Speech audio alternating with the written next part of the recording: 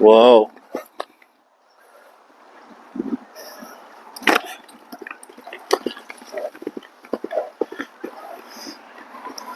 Turning directions.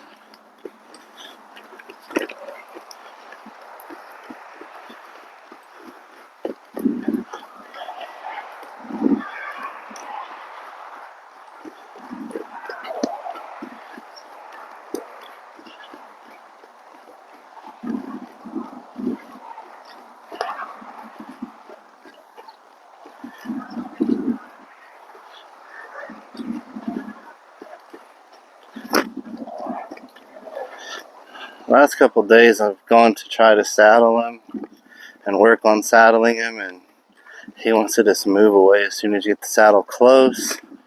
I finally get him to take it, but as soon as you go to try to step near it, he freaks out. I think something happened when riding, because the horse's story is he was riding good. They sent a video of him riding good, but then he got to where he would just move out from under you as you tried to get off, which tells you he was scared of something. Whoa. Let's see if we can touch him with the flag. There we go. Oh.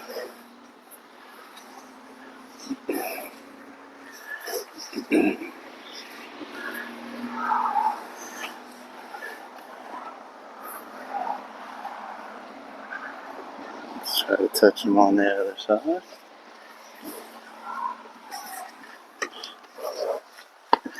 A little more nervous on this side. It's common. Alright, buddy.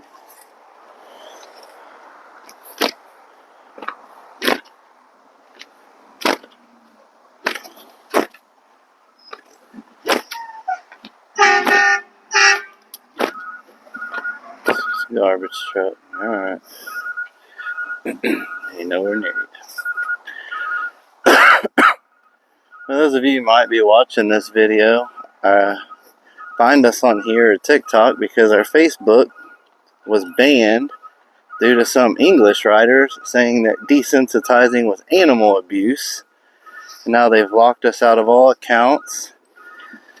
If you were messaging through Messenger about horse training, you'll have to reach out to us at our phone number or on TikTok or YouTube, because we're locked out of messengers as well. And they say they'll never come back up. It's not temporary, it is a permanent ban. All due to desensitizing.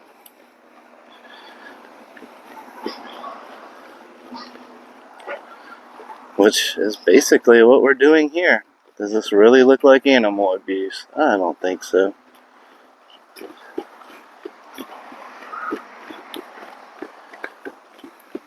Whoa.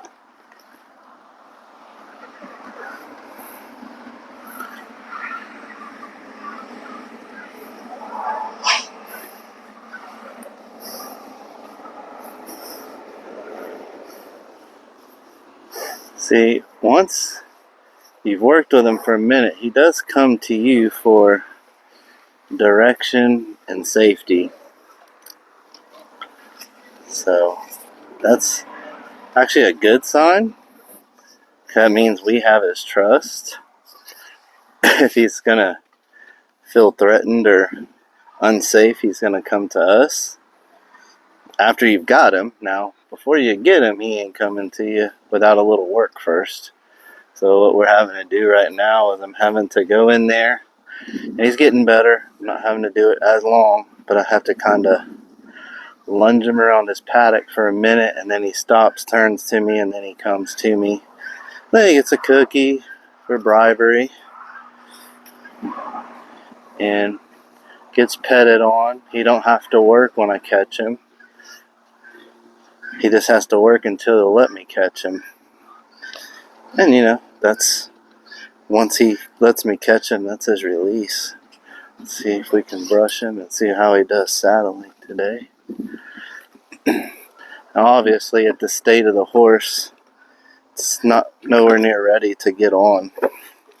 I don't care if they were riding him before or not. They've also done something to mess him up and get him this way. You don't get on a horse that's this nervous. It's dangerous for both of you. It's not safe for either one. And you could just make the horse worse, further his issues.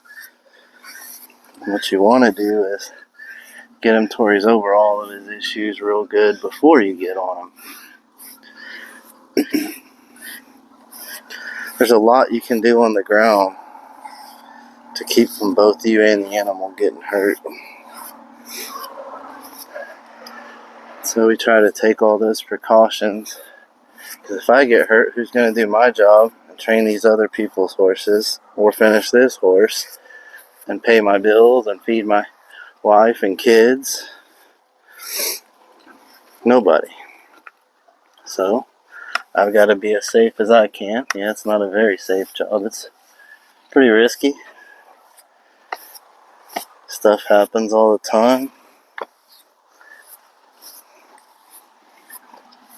Now, I'm not making him stand still because I want him to get to where he's not nervous with me doing this. So if he can move around and get away from it, I go back to that area where he moved.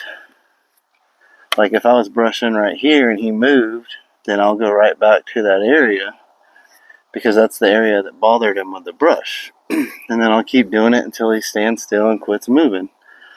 That way he can move through his nervousness, and then I'll work through it and get him to where he knows, hey, there's nothing to be nervous about. And see, with him, any area you change to is kind of a... So if you go from his butt to his neck, that's kind of an issue.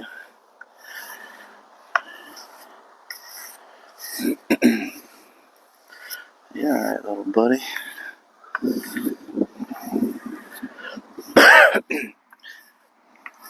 And I think this horse takes to me a little better because we did have a good bond. He was here when he was a colt, and we desensitized him. He was completely wild when he came to us, and you couldn't even get him or touch him. He just got let loose out of a trailer into a pen, and we had to teach him to come to us, to halter. And we had this dude doing everything. He was ground driving. He was super desensitized, would come to you as soon as you walked in his pen.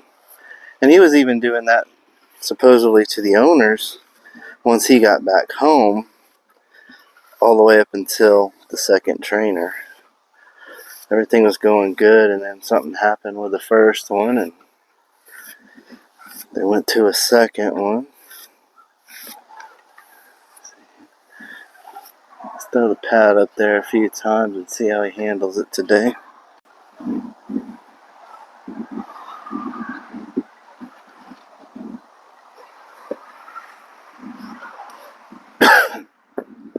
was nervous when I first got it. Jumped back, let him sniff it. Throw it up there, let him sniff it. Now, when you get horses that have issues like this, you don't really know 100% what caused it. But I will say that fixing these issues and then continuing on to their training takes a lot more time than had it not had these issues, had it just been started and then no issues occur. But that's what we're here for, is to fix these issues. This is probably 90% of my business outside of colt starting. I do more horse fixing than I do anything. And so what you've really got to learn is when you're doing all the fixing is you really have to start thinking outside the box. There's things that you have to try that's never even been done before to try to solve an issue. Sometimes issues are just, they're kind of pesty, and things that have worked on every single horse before might not work on one horse. So you really got to start thinking different and outside the box and kind of thinking more like the horse.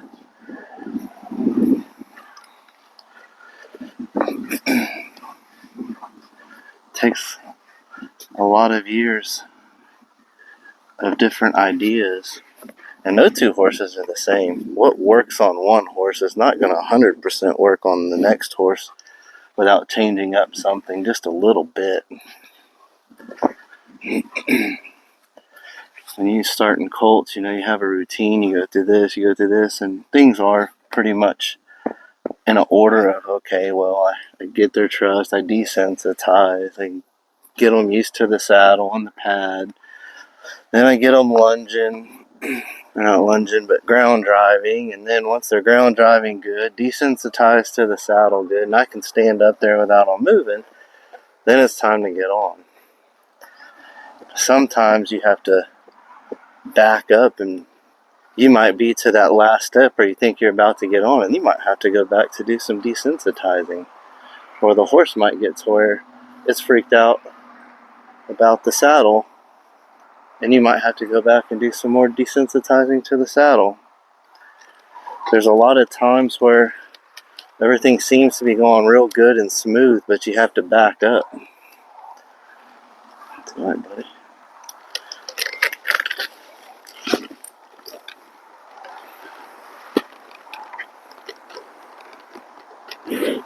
And smell it real good.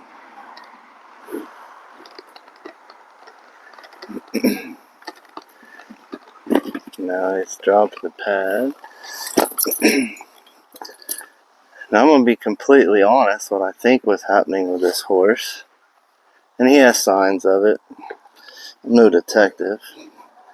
And I'm not going to say a guarantee. I'm just say what I kind of think happened with this horse. Because the customer did only get one video. It was all of the same day, clearly, unless you just wear the same clothes every day. But I think that the horse was drugged to ride. Because you can't have a horse that's this nervous ride like what he rode in that video unless something truly, truly traumatic happened afterwards.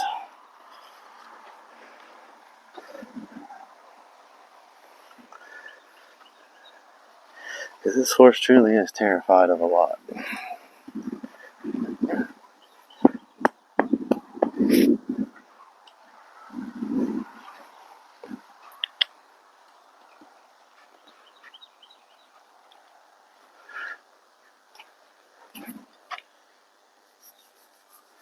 Oh, buddy.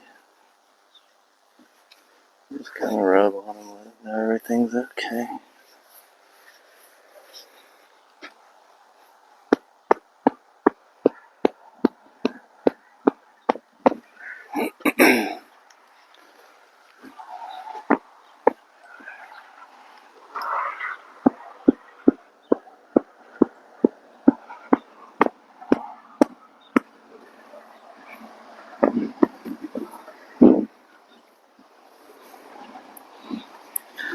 Give it another shot. What we're going to try to do is, if he goes to freak out, we obviously want to get it off of him without it hitting the ground. Sometimes that's really hard to do.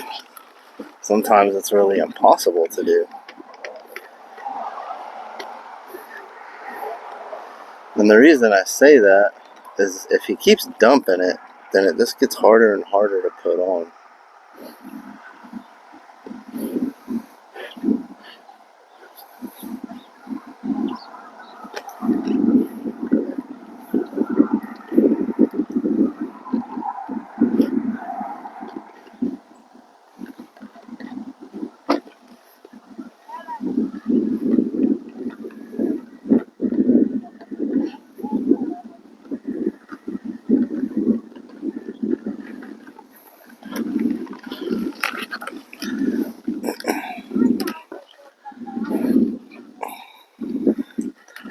Alright, so this is a ranch cutting saddle. And it is lighter than my roping saddles, but this sucker's still heavy and hard to hold with one hand.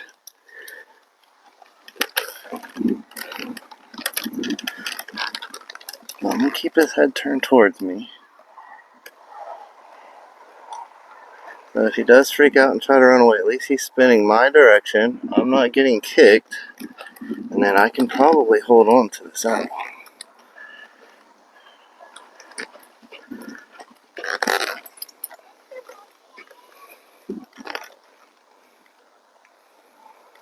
Now, problem is he's so nervous.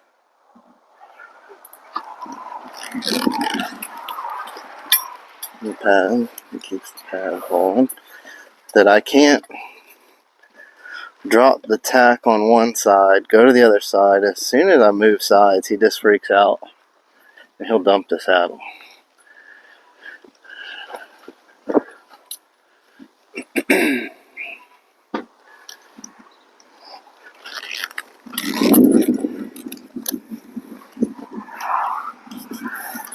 Now if I take and drop this stirrup, he's probably going to dump it. Here's what we're going to try to do. We're just going to rub on it.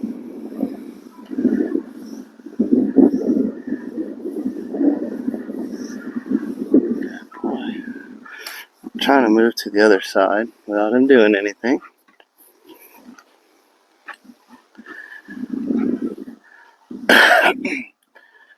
Now I'm going to try to gently always keep their head pretty tight in this situation, because if he was to freak out and go lunging one way or the other, I want him to go towards me.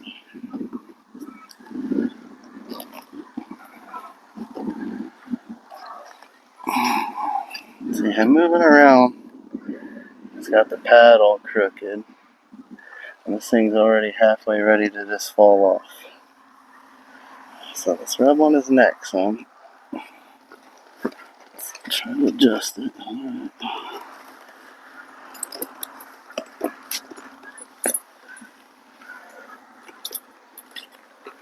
Good boy. Now typically after a horse has been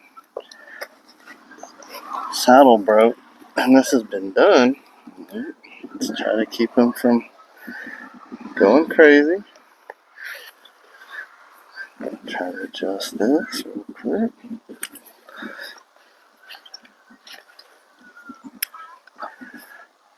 After this horse has been saddle broke properly, you should be able to just chunk the sucker up there. And that's the point we were at when he was here the first time. Because I was able to do that. Let's go ahead and let this out.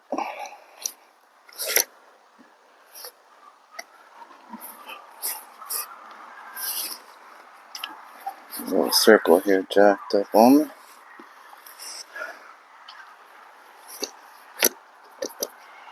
Okay, keep his head, because now I've got to try to reach under.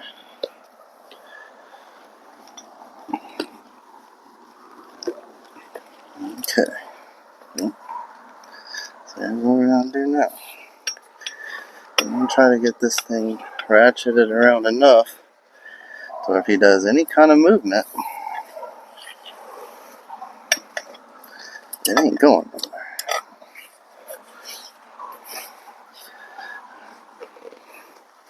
So, I mean, I'm not going to suck it down tight. I'm going to suck it down tight enough that it ain't going to roll under him or move.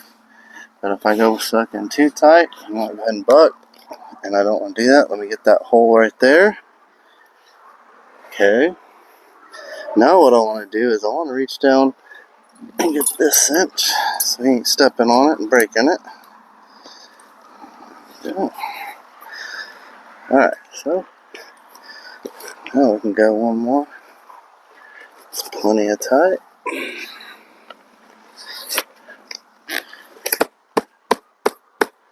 Now,